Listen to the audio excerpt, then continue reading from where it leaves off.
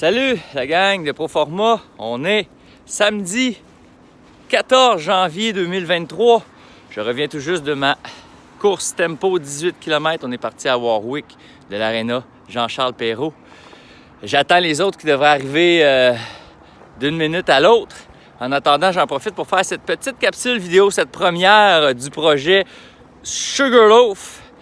Le sujet de cette capsule, en fait, c'est la plus importante de toutes, OK? C'est pour ça que je la fais en premier. Donc, si vous avez le temps d'en écouter juste une, c'est celle-là que vous devez écouter. C'est celle sur comment se rendre sur la ligne de départ de Sugarloaf. Oui. Comment réussir à s'entraîner et à être présent sur la ligne de départ ou, autrement dit, ne pas se blesser en cours d'entraînement.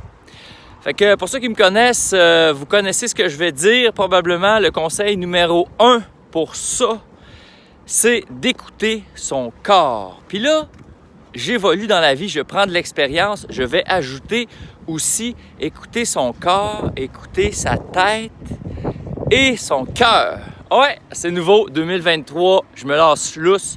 Parce que c'est pas juste d'écouter son corps, parce que le corps, en fait, est un indicateur qu'il y a quelque chose qui va pas bien. C'est comme une lumière rouge qui s'allume dans le tableau de bord. Puis là, il faut que tu fasses quelque chose pour vérifier si c'est critique ou si tu peux continuer de rouler, de t'entraîner, ou s'il faut t'ajuster quelque chose, tu mets un petit peu d'huile, tu fais un petit entretien. Vous comprenez? Fait que pour ça, ça prend la tête. Il faut faire une enquête. Ouais, c'est ça. J'aime bien le mot. On a une petite douleur. Allons enquêter. C'est quoi? Depuis quand? Combien ça fait mal? Quand ça fait mal? Quand je cours longtemps? Quand je cours vite? Quand je me lève le matin? Toutes les petites infos qu'on peut prendre ou écrire vont nous aider dans notre enquête à savoir qu'est-ce qu'on a et qu'est-ce qu'il faut faire pour qu'elle parte et continuer de s'entraîner. OK? Puis là, je pourrais vous dire plein d'affaires, mais ça, je vais vous en dire au fur et à mesure tout ce qui peut influencer sur les douleurs, mais je veux tout simplement vous dire ça. Le corps, écoutez votre corps, il vous envoie des indications, ne le négligez pas.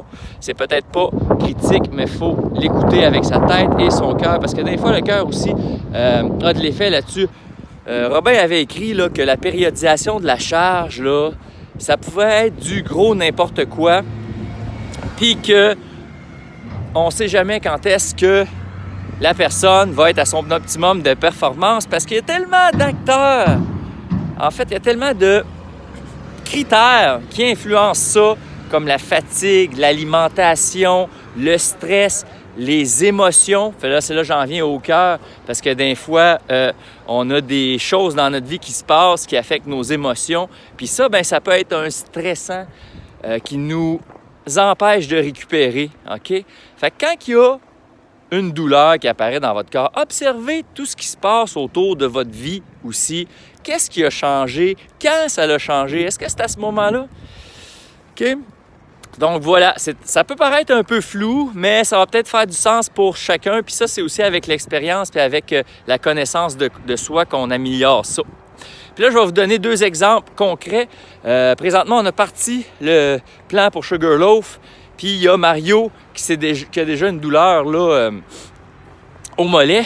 Mais je sais que Mario Lortie, il sait que c'est en faisant de l'intensité, ça y est arrivé 2 fois. Puis je sais que ça n'impactera pas son entraînement parce qu'il va s'écouter. Il sait que c'est en faisant des intervalles courts que c'est arrivé. Il y a peut-être d'autres choses qu'il devrait regarder aussi parce que Mario, il est habitué d'en faire des intervalles courts. Il a-tu changé de soulier? Y a-tu quelque chose dans sa vie qui a évolué au travail? Peu importe. Mais en sachant... il y a un bon indice sur les intervalles courts, il arrête de faire des intervalles courts jusqu'à temps que sa douleur au mollet s'en aille, puis retour progressif vers l'entraînement. OK? Dans mon cas, aujourd'hui, j'ai été courir, 2e exemple concret. Je suis parti dans mon 18 km tempo et j'avais une douleur à l'aine en partant. Mais là, je savais que La veille, j'avais fait ma longue sortie. C'est pas l'idéal. Je l'ai dit aussi à Catherine, mais des fois, il faut adapter notre plan. OK? Catherine, elle m'a dit, ah là, moi, une longue sortie la semaine, je suis pas capable de faire ça. Moi aussi, j'ai de la misère à faire ça, une longue sortie la semaine. Fait que là, je l'ai fait hier, vendredi soir, en me disant, je vais faire mon tempo le lendemain, qui est quand même un peu long aussi. Fait que, sauf que là, c'est ça, je suis parti à mon tempo et j'avais une douleur à l'aine. Mais là, je savais que j'en avais, c'était d'hier que j'avais cette douleur-là et que je me donnais la chance de finir mon tempo, mais je vais observer ce qui se passe avec ça. Je sais d'où ça vient, je suis convaincu que c'est à cause de ma longue d'hier, je me connais très bien. Mais là, je vais faire attention, là, je vais me donner le temps de récupérer, puis je vais observer qu'est-ce qui va se passer demain, puis lundi, puis là, il faut que ça descende, hein? Il faut que le stress diminue, la douleur, il faut qu'elle diminue. Sinon, il faut continuer de ralentir, OK? Fait que quand il y a une douleur, c'est pas compliqué. Vous courez probablement trop. Il y a trop de stress dans votre vie. Diminuez le stress, tout simplement, en adaptant votre plan. Vous le savez aussi, un plan, c'est un plan, OK? S'il y a une longue sortie, une sortie tempo, puis que vous êtes épuisé, fatigué, allez pas pour faire la sortie. Donnez-vous une chance. Faites 2-3 km. Puis si ça confirme que vous avez mal, que vous n'êtes pas dedans, bien, retournez chez vous. OK? Ça, c'est écouter son cœur, sa tête. Parce que oui, on peut avoir une douleur, on peut être un petit peu paresseux. Des fois, ça ne nous tente pas. On se donne la chance. Puis si vraiment ça ne nous tente pas, bien, on revient. OK? Fait qu'au lieu de couper complètement une longue sortie, faites-la un petit peu. OK? Ça, c'est des petits trucs. Diminuer le stress. Donc, voilà ce que je voulais vous dire. Je pensais que ça serait plus court que ça, mais je prends le temps de vous le dire que, écoutez votre corps. Après ça, analysez ce qui se passe. Faites une enquête avec votre tête. Selon les indices que vous allez avoir observés, écoutez votre cœur pour savoir quoi faire pour que cette douleur-là s'en aille. Et adaptez votre plan, OK? Si la douleur continue de monter, diminuez l'intensité, diminuez le volume, mais gardez-vous motivé.